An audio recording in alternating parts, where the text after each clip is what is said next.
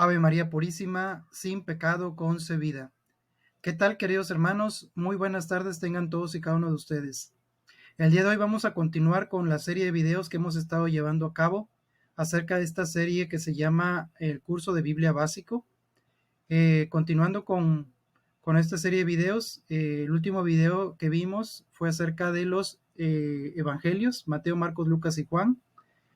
Vamos a ver el día de hoy el quinto evangelio de Lucas, ¿verdad?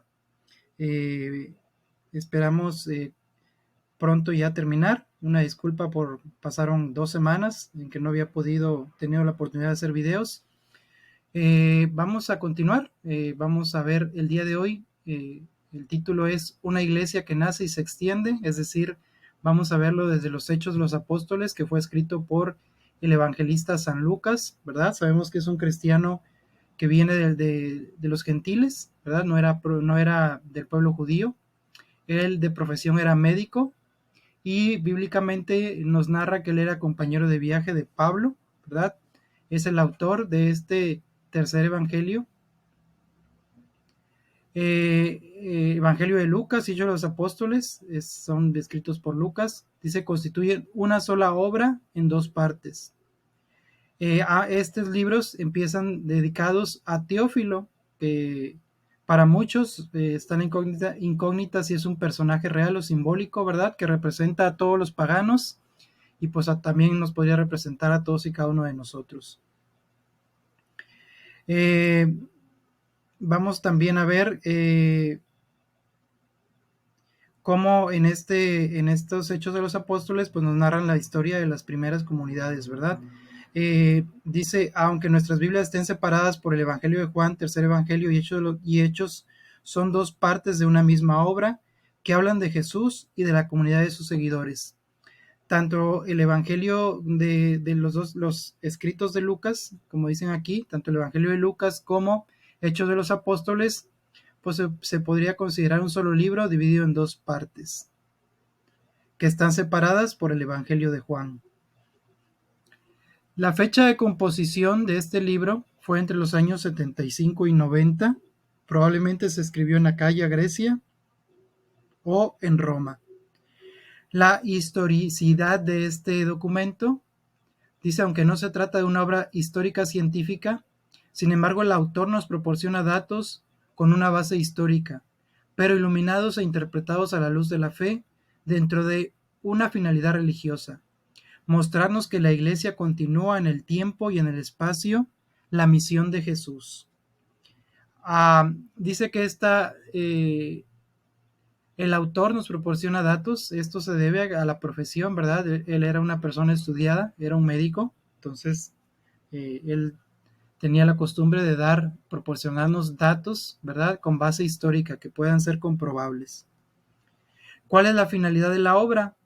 Dice Hechos 1:8, nos da la pauta global del libro, al mostrarnos que la Iglesia debe continuamente dar testimonio de Jesús en todas partes. El Espíritu Santo vendrá sobre ustedes y recibirán su fuerza para que sean mis testigos en Jerusalén, en toda Judea, en Samaria y hasta los confines de la tierra.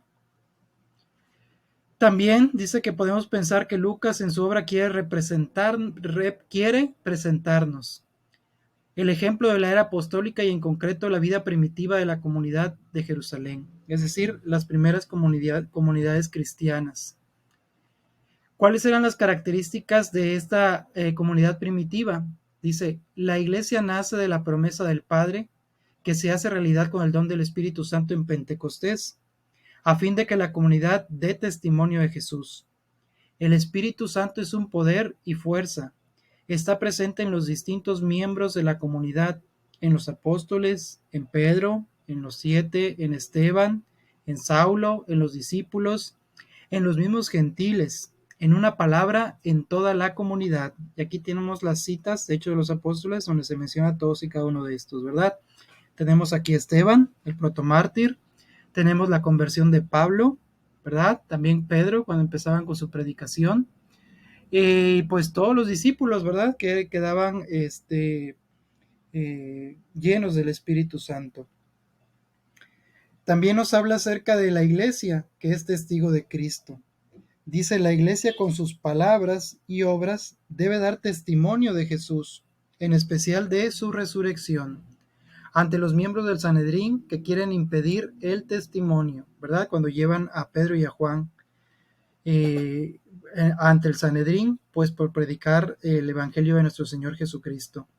Dice, en base a esta obediencia, es decir, la obediencia hacia Jesús, ¿verdad? Y hacia ese mandato de predicar, los apóstoles predican con valentía el nombre de Jesús y realizan señales y prodigios en medio del pueblo. Ante esta palabra, muchos creen, por eso la palabra crece y se difunde y se multiplica. De esta manera, la palabra crecía y se fortalecía por el poder del Señor. Pero había también a algunos que no lo aceptaban, que se obstinaban, rechazaban el testimonio y también perseguían a los cristianos. Vemos también, como les decía, el ejemplo del protomártir, el primer mártir, Esteban. Dice, el hecho de que la iglesia debe dar testimonio de Jesús y ser a la vez instrumento de Cristo para la salvación de los hombres. Hace que la iglesia no pueda vivir cerrada en sí misma ni preocupada de sí misma. Todo debe contemplarse a la luz de la misión que se le ha confiado. Sus problemas, sus dificultades internas, su organización, tienen que resolverse a la luz de la misión, ¿verdad? Esta iglesia que hoy vemos con tantos problemas, desde el inicio, también pues vivía con esos problemas, ¿verdad? Que siempre se da, como dice aquí, dificultades internas, tanto en la organización, ¿verdad? Sin embargo, pues nos llaman a resolverlas. La iglesia como comunidad universal.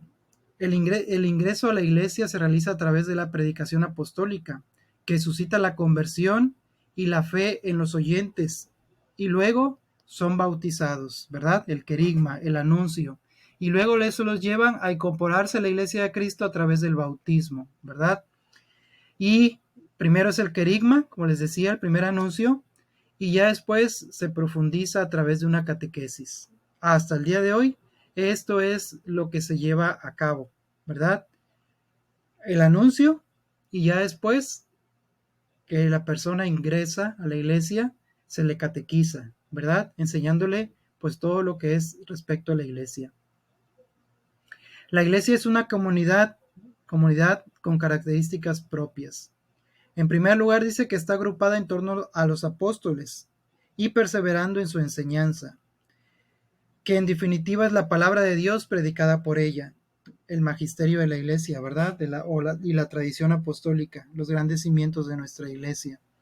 También dice que viviendo una gran unión fraterna, que llega hasta la comunidad de bienes, de modo que no había entre ellos necesitado ni pobre, ¿verdad? Porque la primera comunidad cristiana no había, todo se repartía entre todos, ¿verdad? Era una administración muy diferente. También esta comunidad dice teniendo como centro la fracción del pan, o sea, la Eucaristía. También dice formando una comunidad de oración. Entonces, básicamente esta iglesia esta comunidad, pues tenía las características que hasta el día de hoy tenemos, ¿verdad?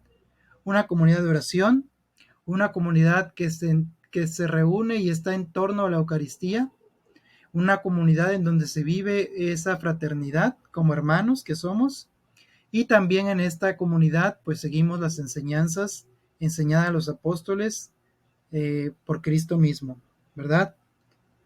Dice, la comunidad se distingue porque escucha la palabra, la vive, la celebra y la convierte en oración. En Hechos 1:8 está el plan, dice, ser testigos de Jesús en Jerusalén, en Judea y hasta los confines de la tierra. Se trata de una iglesia en constante camino, que debe llevar el testimonio de Jesús a todas partes.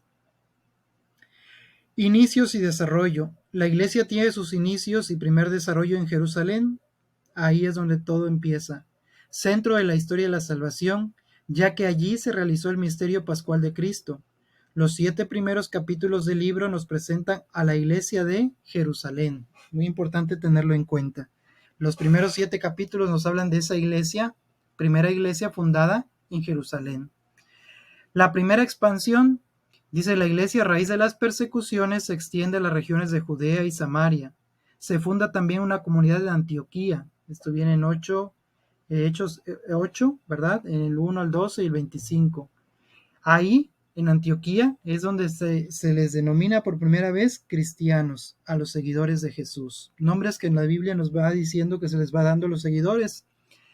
Del camino también les decía, y en esto también se les llama también los nazarenos. Y a partir de esto que está en Hechos 8, en Antioquía, nos empiezan a llamar cristianos. La iglesia amplía sus horizontes por el mundo grecorromano para llegar hasta los confines de la tierra. Entonces, partiendo de Jerusalén, esa primera iglesia, pues se va volviendo universal, ¿verdad? Un gran impulsor de esta expansión es Saulo, apóstol de Jesucristo. Pasando de ser perseguidor de los cristianos, se convierte en apóstol de Jesucristo. Esto lo hace camino a Damasco, Hechos 9, ¿verdad? Donde dice, este es un instrumento elegido por mí para difundir mi nombre entre los paganos, los reyes y los israelitas. Yo le mostraré todo lo que deberá padecer por causa de mi nombre. Hechos 9. Vemos también en Hechos de los Apóstoles cómo Pablo, el apóstol de Jesucristo, va fundando y consolidando diversas comunidades, con las que después conserva vínculos, sea a través de delegados suyos, sea a través de cartas. También Hechos de los Apóstoles nos narra el viaje de Pablo, prisionero a Roma. Dice el libro Hechos de los Apóstoles termina con el viaje de Pablo, prisionero a Roma. Allí sigue predicando con valentía el reino de Dios. El libro concluye de alguna forma invitando implícitamente a todos los discípulos de Jesús en todos los tiempos y lugares a seguir el ejemplo de este incansable predicador y testigo de Jesús. Pablo permaneció 2 años enteros en una casa que había alquilado. Recibía a todos los que iban a verlo, les anunciaba el reino de Dios y les enseñaba lo referente a Jesucristo con toda libertad y sin ningún impedimento. Hechos de los Apóstoles 28. Y bueno, queridos hermanos, vamos a dejarla hasta aquí. Ya vimos de qué consiste Hechos de los Apóstoles. El día de mañana vamos a leer las cartas. Como bien decíamos aquí, Pablo funda comunidades y sigue, después que las funda, va caminando, va dejando esas comunidades, pero siempre va conservando sus vínculos, como dice, a través de legados y a través de cartas que él iba enviando, ¿verdad? Que son las que se conocen como las cartas apostólicas, que vienen las cartas de Pablo y también vienen algunos otros escritos. Entonces, el siguiente video, vamos a continuar con este tema. Agradezco mucho, queridos hermanos, la atención y pues con el favor de Dios vamos a continuar con esta serie de videos. Ya para terminar, son los últimos videos ya. Estamos viendo ya pues ya avanzamos los evangelios, Hechos de los Apóstoles, nos quedan las cartas y algunos escritos pues de algunos apóstoles, ¿verdad? Entonces, y terminando con el Apocalipsis. Pues bueno, queridos hermanos, vamos a dejarlos hasta aquí el día de hoy. Ya estamos en octubre, estamos en la semana 29 del tiempo ordinario. Ya pronto vamos avanzando en nuestro año litúrgico, ¿verdad? Ya nos acercamos ya al final de este año litúrgico, ¿verdad? Entonces, pues bueno, hemos caminado